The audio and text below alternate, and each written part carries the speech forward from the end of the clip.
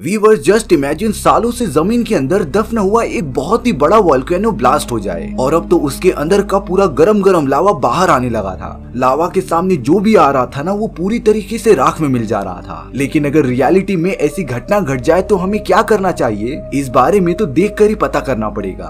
कहानी की शुरुआत में हमें माइकल नाम का एक वैज्ञानिक दिखाया जाता है जो नेशनल सिक्योरिटी के लिए काम किया करता था। माइकल की एक बेटी भी होती है जिसका नाम कैली था। दरअसल माइकल काम में इतना बिजी रहता है ना कि वो अपनी बेटी कैली को टाइम नहीं दे पाता। लेकिन अब माइकल ने अपने कंपनी से थोड़ी दिनों की छुट्टी लेकर कैली के साथ घूमने का प्लान बनाया था। माइकल कैली से प्रॉमिस करता है कि आने वाला एक हफ्ता वो पूरा उसके साथ ही रहेगा। अब हमें उसी सिटी में मैरी नाम की एक डॉक्टर दिखाई जाती है जो हॉस्पिटल में आए पेशेंट्स का इलाज कर रही थी। तभी उस जगह पर भूकंप आना स्टार्ट हो जाता है। हॉस्पिटल की सारी चीजें तेजी से हिलते हुए गिरने लगी थी। सभी लोग अपनी जान बचाने के लिए नीचे बैठ जाते हैं, पर थैंक गॉड कुछ ही समय बाद वो भूकंप चला गया था। जब इस भूकंप की खबर न्यूज में फैल गई तब माइकल के कंपनी वाले उसे कॉल करके इन सारी चीजों की डिटेल्स देते हैं और अब माइकल को ना चाहते हुए भी अपने कंपनी में वापस लौटना पड़ेगा इस बारे में जानकारी इकट्ठा करने के लिए। यानी कि माइकल ने कैली के साथ जो वादा किया था वो उसे तोड़ रहा था। इस बात से कैली बहुत ही ज्यादा दुखी हो जाती है। माइकल ने तो कैली को संभालने के लिए एक बेबी सीटर को भी अपॉइंट कर दिया था और अब माइकल बिना टाइम वेस्ट किए सीधा अपने नेशनल सिक्योरिटी के ऑफिस में पहुंच जाता है। वहाँ पर माइकल का एक दोस्त जिसका नाम गैरी था वो बता रहा होता है कि ये भूकंप बहुत ही छोटा था और इस भूकंप से ज्यादा कुछ नुकसान नहीं हुआ। गैरी और बाकी एम्प्लॉइज की रिपोर्ट्स देखने के बाद माइकल भी इस बात से श्योर हो जाता है कि इस भूकंप का स्केल बहुत ही कम था और अब इसके बाद माइकल अपने दूसरे काम में लग जाता है।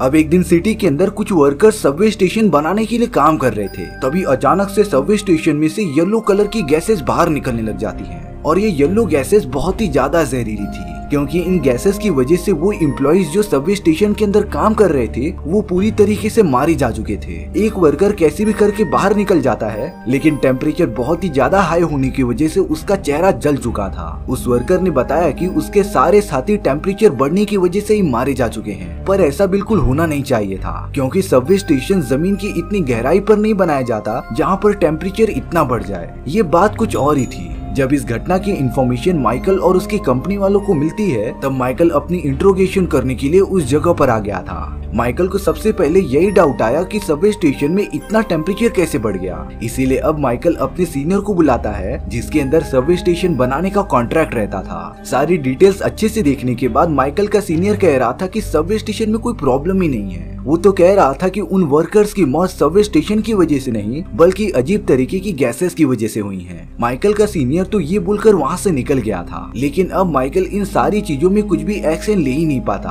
क्योंकि उसे अपने सीनियर से कोई भी राइट्स नहीं मिले थे। पर माइकल के दिमाग में इन सारी चीजों को लेकर एक बहुत ही बड़ा डाउट था। इसीलिए वो अब अपने सीनियर के बिना किसी परमिशन के गैरी के साथ सूट बूट पहनकर उसे सबवे स्टेशन में जांच पड़ताल करने चला जाता है। माइकल और गैरी जैसे जैसे सबवे स्टेशन के अंदर जा रहे थे ना वहाँ का टेम्परेचर अपने आप ही बढ़ने लगा था और अब तो वो एक ऐसी पोजीशन पर आ जाते हैं जहाँ पर उन दोनों के कॉस्ट्यूम्स पिघलने लगे थे। माइकल को तो ये समझ ही नहीं आता कि आखिरकार ये क्यों हो रहा है। तभी देखते ही देखते सबवे स्टेशन की जमीन फट जाती है और उसके अंदर से वही येलो गैसेस बाहर निकलने लगी थी। माइकल और गैरी कैसे भी करके अपनी जान बचाते हैं और सबवे स्टेशन से दूर भागते रहते हैं क्योंकि वो येलो गैसेस बहुत ही ज्यादा जहरीली और पावरफुल थी। माइकल और गैरी कैसे भी करके सबवे स्टेशन से बाहर तो निकल गए थे लेकिन अब माइकल के पास जो डाउट था वो थोड़ा थोड़ा क्लियर होने लगा था। दरअसल माइकल को ये लग रहा था कि जमीन में से लावा बाहर निकलने वाला है क्योंकि बड़े बड़े माउंटेन्स में लावा बाहर निकलने से पहले उसके अंदर से सबसे पहले जहरीली गैसेस निकलती हैं और ये सारी चीजें उसी के जैसी सेम सिचुएशन लग रही थी। यानी कि जमीन के अंदर से जल्द लावा बाहर निकल जाएगा। इसीलिए अब माइकल इन सारी चीजों का सोल्यूशन पता करने के लिए अपनी रिसर्च जारी कर देता है। माइकल और भी ज्यादा इंफॉर्मेशन गैदर करने के लिए ग्वेन नाम की एक एम्प्लॉय से मिलता है। ग्वेन अपनी टीम के साथ अर्थक्वेक पर बहुत सारी रिसर्च किया करती थी और उसके पास तो अर्थ पर होने वाले अलग अलग चीजों के बारे में भी बहुत ही ज्यादा नॉलेज थी। इसीलिए अब माइकल ग्वेन से अर्थ के अंदर होने वाली चीजों के बारे में पूछ रहा था जिसमें कि माइकल को पता चलता है कि कुछ ही महीनों में अर्थ के अंदर का लावा और मैग्मा बहुत ही करीब आ गया है। इन सभी रिपोर्ट्स को कंबाइन करने पर माइकल और ग्वेन को ये बात तो कंफर्म हो गई थी कि जमीन के अंदर से लावा जरूर बाहर निकलने वाला है क्योंकि लावा की वजह से ही सबसे पहले जमीन में से जहरीली गैसेस निकल रही थी और अब वो दोनों जितना हो सके उतनी इंफॉर्मेशन इकट्ठा करने में लग जाते हैं। ग्वेन अपनी एक असिस्टेंट के साथ उसी सबवे स्टेशन के अंदर चली गई थी कुछ सैंपल इकट्ठा करने के लिए। शुरुआत में तो सब कुछ नॉर्मल होता है, लेकिन जैसे ही वो दोनों जमीन में बनी हुई दरार के पास पहुंच जाते हैं जहाँ से वो जहरीली गैसेस निकल रही थी, तब ग्वेन की असिस्टेंट ने सैंपल इकट्ठा करना स्टार्ट भी कर दिया था। लेकिन कुछ ही देर बाद वहाँ पर एक बहुत ही बड़ा भूकंप आता है, जिसकी वजह से उस दरार में से जहरीली गैसेस ज्यादा मात्रा में बाहर निकलने लगी थी। इसी वजह से ग्वेन की असिस्टेंट उस दरार में गिर जाती है और अब तक तो उसका कबाब बन चुका होगा। ये भूकंप इतना बड़ा था ना कि पूरा शहर हिल गया था। ग्वेन कैसे भी करके अपनी जान बचाकर वहाँ से निकल जाती है। वहीं दूसरी तरफ माइकल अपनी बेटी कैली को लेकर कहीं जा रहा होता है, पर तभी माइकल ने नोटिस किया कि शहर के चारों तरफ गरम गरम हवाएं निकलने लगी हैं और अब तो हवा में से गरम गरम पत्थर भी नीचे गिरने लगे थे।